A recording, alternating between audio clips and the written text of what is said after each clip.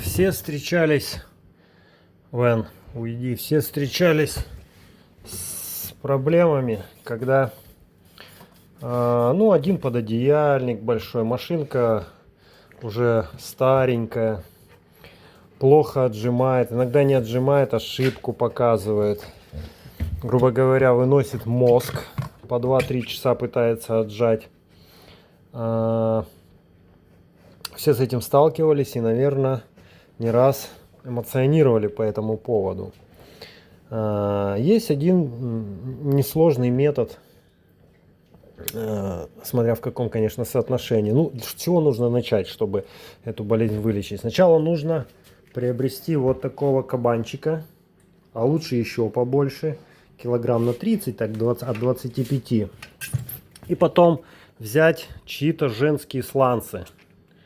Мужские не надо, женские. Вот. Дать ему, а точнее даже не дать ему, а просто немножечко забыть их. Забыть и уйти из дома. Да, и раза за 2, 3, 4, 5 вот, из них получится вот такой вот прибор особого назначения.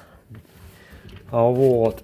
Ну, обычно женского будет недостаточно. Есть еще мужской также грамотно забытый. Вот такой вот прибор, он же бывший сланец.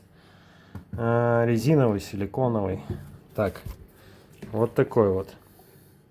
В общем, все это грузится в машинку, ложится самый большой плед или пододеяльник, закрывается, включается и все работает. Спасибо за внимание.